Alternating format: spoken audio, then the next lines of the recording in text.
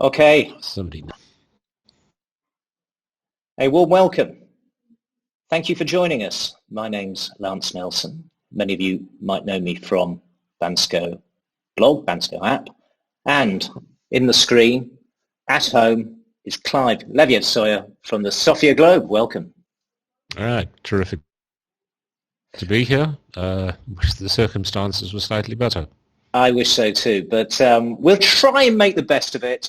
This is a test run, so be gentle on us. The software's new to us.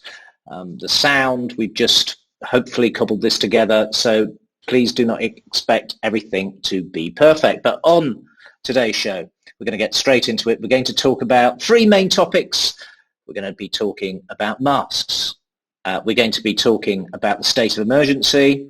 And finally, very importantly, the banking arrangements and funding. So if you have a business, if you're interested in knowing what's going on in Bulgaria, we're trying to curate all the information, all of which in the main you'll find on the Sofia Globe. And we may throw in a little bit of personal opinion into the mix.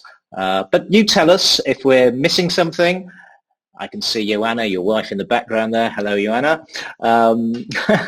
You may well hear my son as well in the background. So if you have any information, if we're saying anything that's wrong, be gentle on us, please.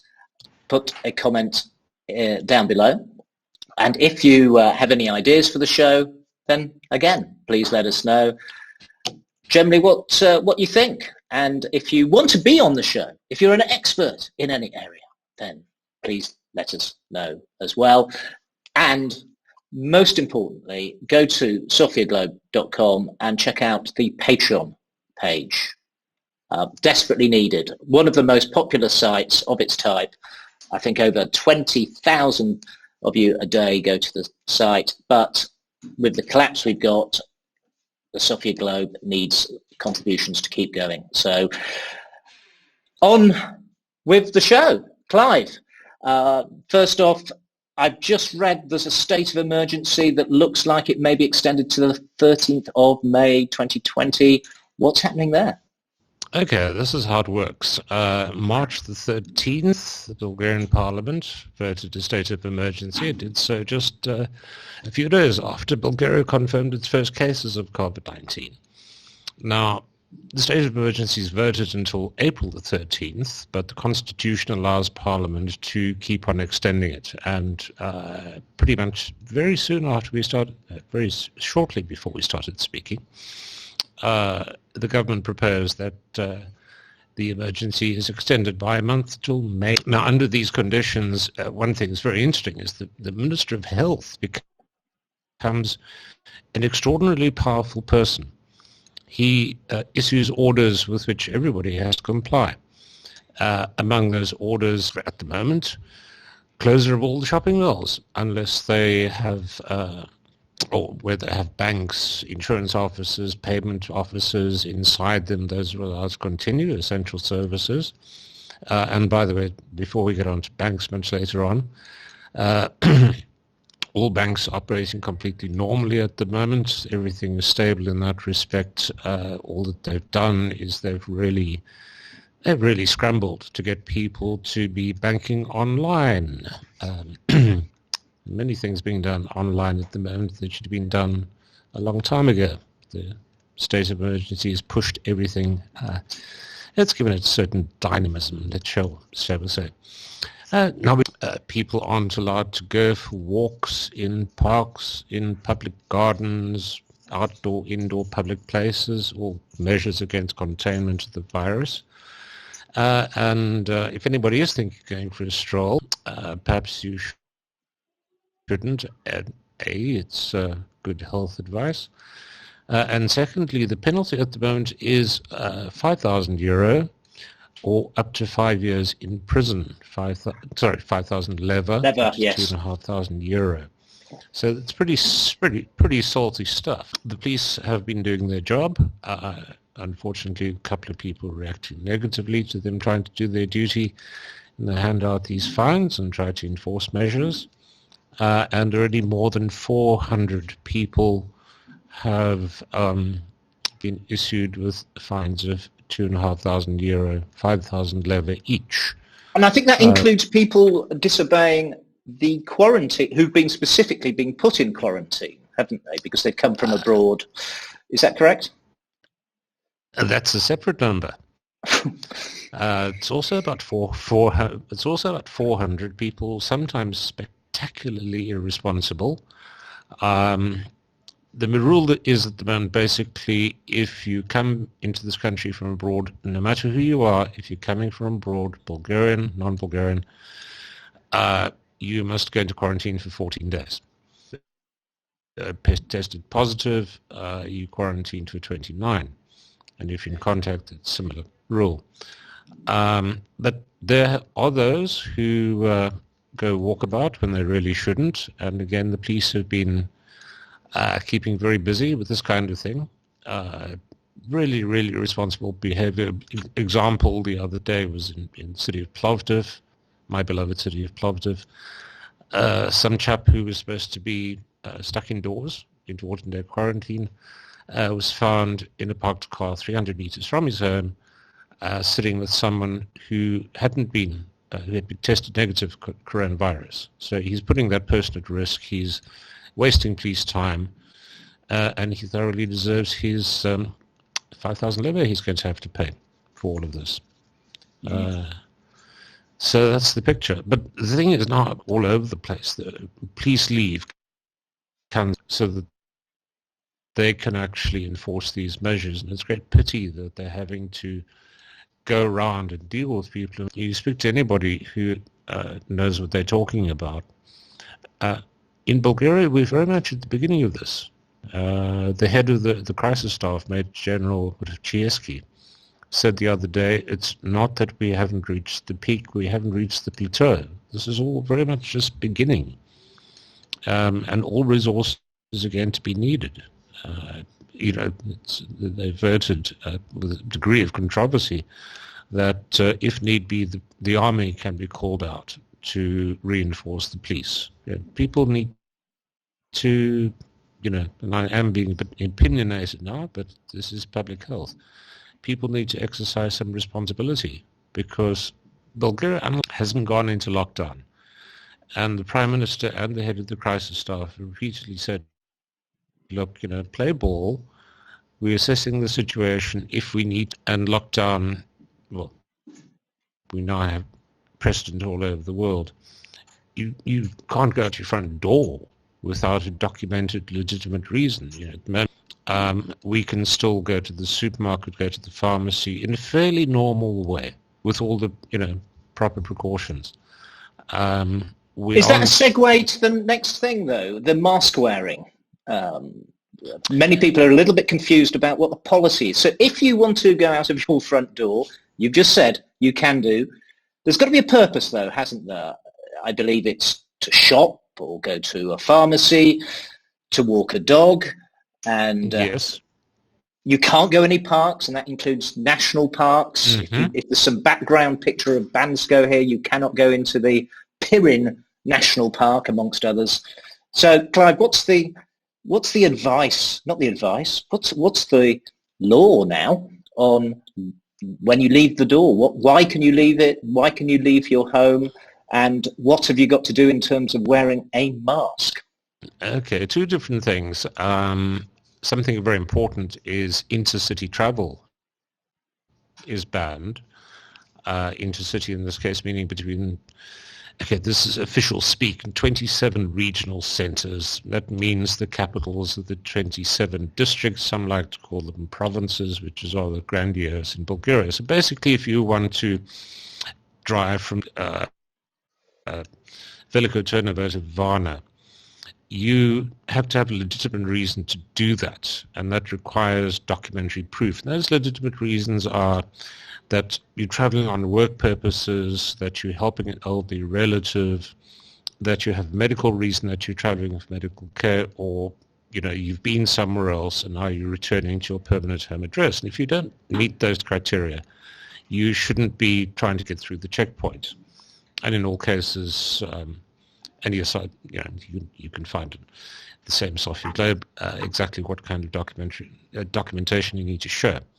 So that's between cities. Now, within cities, you theoretically can, even though, as we mentioned, shopping malls are closed, restaurants are closed, bars are closed, coffee shops are closed, so more or less your options are, you can go to the supermarkets, you can go to a pharmacy, and of course you can go to any shop in the high street that isn't actually closed. For example, if you need to go out and buy earphones or something and you can find a shop that is open, you can go and do that. It's not a lockdown yet. Notice I say yet. I think, by tomorrow that. As to the mask thing, now this is, that all over the world at the moment, everybody's got a different opinion about the masks. The World Health Organization has said that you really only be wearing a mask if you're in close proximity all the time with somebody who's actually been tested positive, and that wearing a mask on the streets is more or less pointless. Now, I'm not a medical doctor, I'm not a professor of anything, I'm not in a position to give advice.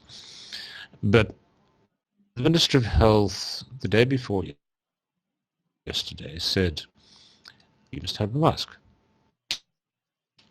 Any public place that you're going to. And again, where would you be going that isn't a public place? And then, of course, social networks and everybody else said, yeah, but people have been buying up masks for such a long time, maybe there aren't enough. You could be bussed by the cops and you genuinely have no means of getting a mask unless you have made one yourself. And then people are asking, up and said, well, we're going to take the minister to the Supreme Administrative Court because this order is not practical. Then the second part was yesterday morning, the crisis staff said, all right, we'll give you until Saturday and masks are available. That was followed a few hours later by the minister saying, I just rescinded my own order because we have not achieved consensus in society about masks. So that is the three phases of the mask opera, basically. Here in the streets of Bulgaria, I see most people wear masks. And certainly it's also important to point out people who are working in shops who are dealing with the public, all kinds of shops, are required to be wearing protective gloves, masks. And let's face it, Lance, I mean, that's a very good thing because, the supermarket that I go to, no, they're not getting a punt, they're preventing crowding, everything is fine, but, it takes one person to sneeze because that's how one of the ways this thing is transmitted. That's a potentially hazardous environment. So it's, again, there's a reason why they've made it at least compulsory for people who in enclosed environments who are working with the public all the time. Whereas frankly, and when I go to the supermarket, I can walk from my front door to the supermarket and I won't see anybody else till I get to the supermarket. So what would I be doing with the mask? Just throwing that in there for the debate, Okay. Well, I think there is some potential. Others feel, belts and braces, wear it all the time, wear it. By the way, another bit of advice that was in Bulgarian radio for those of us who wear spectacles, in my case, reading and street, is wear yours because you can also ingest or receive the virus through your eyeballs. So keep your glasses on. Which, by the way, that might actually be practical advice. And if you don't wear spectacles, I don't know what you do, but I don't know, swimming goggles, not sure. Yeah, well, sunglasses, it was beautifully sunny the other day, and I have a black mask with quite dark glasses on. I quite like the look, actually. So I didn't really think that it's going to save the virus, particularly with the eyes, but I think it's a good thing, and I see most people being pretty responsible on the masks. So so in conclusion, Clive, as we sit talking about the topic on 1st of April 2020, in theory, you can not have a mask unless you are working in a shop, dealing with members of the public. What about if you're entering a closed space? Can you still go in without a mask? At the moment, yes. Okay. Because that was the whole thing. It was, you have to wear it if you're in a public place, and public place is very widely defined. And that's exactly the order that was rescinded. I think something that's very important to emphasize is we must be honest. We know very little about this illness, and we don't have a cure. There is no proven cure. Whatever one may read on strange social networks and less reliable. I don't think one can be too cautious at this point. Maybe masks don't make a difference. Maybe they don't in the street. We don't have science yet to tell us that. There's a lot of stuff out there about, cures and all kinds of complete nonsense that people are putting out. What you mean, rakia doesn't cure it? Oh no. No. This was the first one that came out about a month ago, I think, nearly. But we cover all the briefings by the operational headquarters headed by General Mutachevsky, and he periodically gets asked, they're treating this with this in Russia, and apparently this has worked, and they've given this medicine in Japan, and apparently it's worked. And he always replies perfectly correctly that scientific research with a sufficiently big database of people, proper medical methods. You can't, because this is a crisis, suspend the laws of scientific method. And it's really no use people putting out there, I've heard that they give them whatever in Russia, or they give this whatever in Japan, and that helps. The thing is, we don't. So that's, as I said, we cannot be too cautious about this. Okay, so that's good advice. Thanks for clarifying that for us all. So shall we move on to the finance side? What's happening there?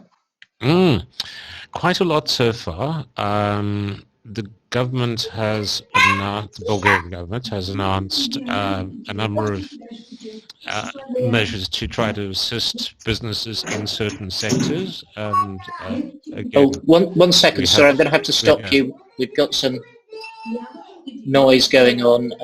It's my son, Tony, creating a bit of a fuss. It's another thing, when the weather's not brilliant, to go outside. You can't go outside unless you have a mission to go shopping. Those of you with children will know what I'm talking about. Yes. Or even those with partners. A very funny viral video went out, didn't it? Just at the beginning.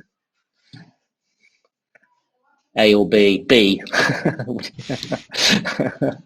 We all know what we're talking about. Good. I'm sorry to interrupt you, but we had... Right, so... Yeah. So the government, Bulgarian government, has announced that it will provide financing for 60% of the salaries of employees in certain sectors, and Sofia Globe has got a list of which those sectors are, and that's one step, because, for example, they left out agriculture, they left out various other sectors because there will be different provisions for them, because there are various reasons for that. Other factors are involved. So what they're calling 60-40, because yes, the government will give 60%, but the employer still has to give his or her 40%, and if you don't, you're going to be prosecuted. And all of that is intended to try to encourage employers to keep people on the payroll, because you can imagine one of the examples, of course, is restaurants where they're all closed. The only way they're making any money at the moment is through deliveries, if they have the capacity to do that. And if people are aware that they're making deliveries, and not everybody would be aware, because no. And obviously there's a concern that, a restaurateur is just going to say, I'm making no money, goodbye everybody. So that is an example of the thinking. And there's a not particularly long moratorium on paying utilities. And what we're waiting for as we speak, this country's central bank and from the central banking authority in Europe, about the very controversial issue of paying loans to banks. There's been, initially there was a lot of resistance to this because of cash flow issues, etc., all of very obvious concerns, but at the same time, people are also saying, look, there's so many of us already have basically no cash coming in.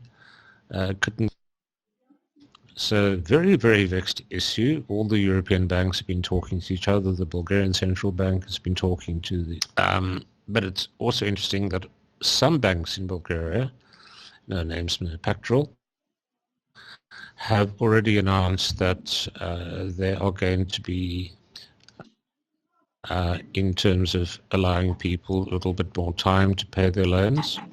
Other banks have made no such announcements. And also just anecdotally, by the way, that, I have a little personal loan with one of the Bulgarian banks. And normally when the 21st, which is the due day, comes up, a little SMS or Viber message or something to saying, by the way, 21st is coming up, you need to give us the money. And I noticed, and again, this is why I'm not mentioning which bank it is, that last month, 13th started, 21st my payment was due. I got no such message, and that is a bank that has not announced that it's being flexible. So we shall see. That's going to be very interesting once we have actual official clarity on what the... And it's a very, very, very, both from the side of the banks and the consumers and the government itself. Yeah, this is a whole massive discussion that will be to be had on another show. It's almost mind-blowing what's going to happen, or could happen, I should say. What could happen, because everyone owes some money, not everybody, but the banks have some liquidity, I think, that's been or going to be provided to them. But at the end of the day, where's the money coming from? Question. Yeah. Have they wound the printing presses up again? We shall see. We shall see. And a lot of challenging, I think undoubtedly very challenging times. And I will just add, obviously, plugged into the tourism side and the restaurant side, of course, absolute devastation. Business goes along and then it doesn't just trail off, it just stops.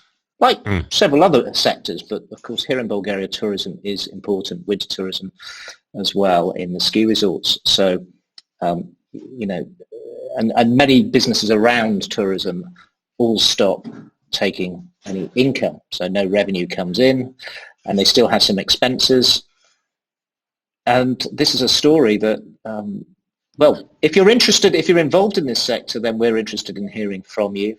And let us know. We're looking for people to join us on these calls to work through some of the financial elements that may be available. We've heard what's happened in the US. I think we've heard what's happening in the UK. And but really we had no solutions or offerings. And it must be said right now, and I think you're probably too humble to say so, but at the moment there's no mention of journalism. I'm looking at Clive. I am not a journalist. Yes. Clive, there's no mention of journalists having any sort of, inverted commas here, bailouts or subsidy or assistance. And I think at this time, good quality, factual news is essential. I know many people are on Facebook, and of course things do get out of hand there a little bit and can get distorted. And the Sofia Globe, you're busy. I think you've written more. How many articles have you written in the last 2 weeks? It's crazy. So, since March the 13th, counting from the day the state of emergency was voted, we've posted, I think, by this hour about 165, which is rather a lot. 165 articles since the 13th. So and yes, it's true that our statistics are at an absolute fantastic record. We have, I'm pretty awful at arithmetic, but we have something like, there must be at least 10 times increase in our readership on average basis. We had more readers in the month of March 2020 than, for example, we had in the entire year 2017. And those figures are pretty high as well. But across the media, this is not actually helping us at all, because advertisers are fleeing. They have their own cash flow problems. They are going, and one cannot live just on, trying to find a polite way of not saying Google AdSense, and not quite sure what the generic expression is, but revenue earnings from clicks. It's simply not. So you mentioned tourism is being laid waste to, the hospitality is being laid waste to, and by no means only in Bulgaria. Airline industry, that's an entirely different topic to talk about. What's going to happen with them, from the standard commercial to the so-called low-cost ones, so-called. But this could lay waste to the media as well. And God knows we were struggling to start with, as the media across the world, trying to find new models to get by. By the way, in Bulgaria, there are a couple of newspapers that have stopped because they have no means of actually physically distributing. And I think 2 or 3 Bulgarian news websites that are already closed, and that's after 2 weeks. It's closed down. So I'm going to leave a thought with everyone who's made it this far, and thank you for making it this far, is to support independent media, independent content producers. If you have a connection with Bulgaria somehow, you're Bulgarian living in the US, Germany, UK, wherever in the world, and if you find this content useful, you want to support independent media in Bulgaria in the English language, then head out to thesofiaglobe.com or check in the show notes for Clive's Patreon link, and please, please, please support the work that's going on there at the Sofia Globe. These are times where it's really, really needed. And as Clive says, so ironic, a time where there's never been so much traffic. You had so much traffic, even your site went down for a few moments, and your hosting company kindly put on more resource to cope with the exceptional traffic coming your way onto the Sofia Globe. So any final thoughts? I've mentioned on Twitter at the Sofia Globe. Follow Clive there. You'll find I retweet a lot on @Bansko's, my Twitter handle. And do subscribe to the channel. Any ad revenue that comes through, the ads that may pop up on this channel, will be going to Sofia Globe in terms of revenue. So I'm very keen to support your work. Thank you so much. We'll be back with more news as it unfolds. Every day there is something. It's exciting in one way, very depressing on another way. We'll try and mix it up. We'll try and get some guests, and we'll keep a sense of proportion, because we know eventually this will all go away and life will be better. But in the meantime, let's keep informed and take heed of the rules and regulations, because the police are out there. If you're in Bulgaria, make sure you know what you're doing. Do not be a statistic of one of the people they're going to fine a rather enormous amount of money. Anything else, Clive, before we say goodbye? Well, no, just to thank you very much for your support, Lance, but also just to underline to everybody, the questions are very welcome because that also helps us. We're doing our best to provide all the confirmed factual information.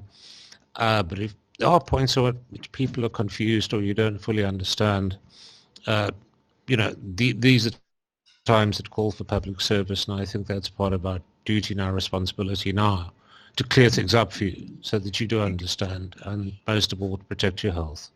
Okay, so thank you for those kind words, Clive. Thank you for commenting in advance below. If you're an expert in any particular subject or you want to join us on one of these videos, then you're welcome. We can have easily another 2 people join us. And, well, you have a good day and a good evening. Let us know where you are watching this as well, because lots and lots of people have a connection. We're putting this on the Bansko Blog YouTube channel because there is a reasonably large audience anyhow for videos. So do share the video, do like and subscribe to the channel to get the next one, which may come up very soon. And so it's a goodbye from me and from my son Tony. And you've been very good. And we'll see